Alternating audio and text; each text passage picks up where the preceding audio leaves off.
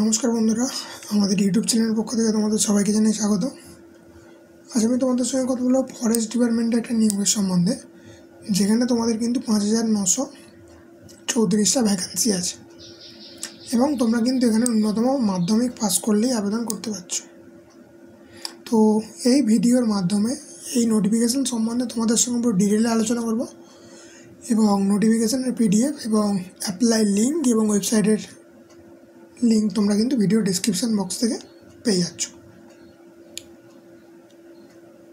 তো দেখতেই পাচ্ছ তোমাদেরকে নিয়োগ করা হচ্ছে স্টাফ সিলেকশন বোর্ড, যেটা হচ্ছে RSSBর তরফ থেকে তোমাদের নিয়োগ করা হচ্ছে কিন্তু অ্যানিম্যাল অ্যাটেন্ডেন্টের পদে। তো একটু আগে তোমাদের দেখিয়ে দিলাম তোমাদের কিন্তু 5,934টা ভ্যাকান্সি আছে এবং তোমাদের কিন্তু অ্যাপ্লাইটা করতে হবে অনলাইনে, এবং যেখানে তোমাদের লাস্ট ডেট অফ অ্যাপ্লিকেশান কিন্তু 17/2/2024, অর্থাৎ ফেব্রুয়ারি মাসের 17 তারিখ কিন্তু লাস্ট ডেট। এই ডেটের মধ্যে যারা যারা যোগ্য আছে তারা কিন্তু অবশ্যই ফর্মটা ফিল আপ করে নিও। তো এখানে তোমাদের কিন্তু অ্যানিম্যাল অ্যাটেন্ডেন্ট পদে নিয়োগ করা হচ্ছে এবং মোট ভ্যাকান্সি হচ্ছে 5,934টা। তো বললে কি তোমাদের কিন্তু ন্যূনতম বয়স 18 এবং ম্যাক্সিমাম 40 বছর বয়স পর্যন্ত তোমরা এখানে আবেদন করতে পারছো। এবং বললে কি যেমন সরকারের নিয়ম অনুযায়ী তোমরা যেমন বয়সের ছাড় পেয়ে থাকো, তোমরা কিন্তু এখানে সেরকমভাবেই তোমরা বয়সের ছাড় পেয়ে যাবে। অর্থাৎ এসসিরা 5 বছর, ওবিসিরা 3 বছর যেমন বয়সের ছাড় পেয়ে থাকো, এখানে তোমরা কিন্তু সেরকমভাবেই তোমরা বয়সের ছাড় পেয়ে যাবে। তো এখানে তোমরা কিন্তু বেতন পেয়ে যাবে প্রায় 20,000 টাকার মতন। তোমরা কিন্তু প্রতি মাসে 20,000 টাকা কিন্তু বেতন পেয়ে যাচ্ছ।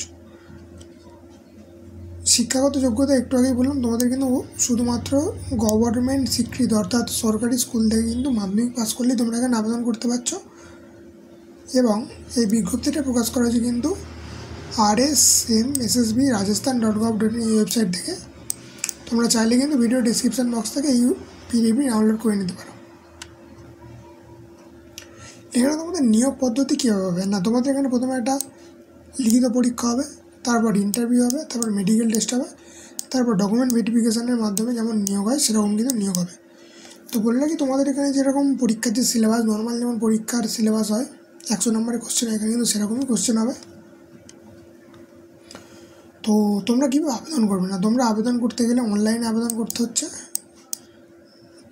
তার আগে তোমাদের এই অফিসিয়াল ফরেস্ট ডিপার্টমেন্ট অর্থাৎ এই ওয়েবসাইটে তোমাদের ভিজিট করতে হচ্ছে এবং নির্ভুলভাবে ফর্মটা ফিল আপ করতে হচ্ছে এবং ডকুমেন্টগুলো যে ডকুমেন্টগুলো ওরা চাইছে সেই ডকুমেন্টগুলো তোমাদের ওখানে আপডেট করতে হচ্ছে।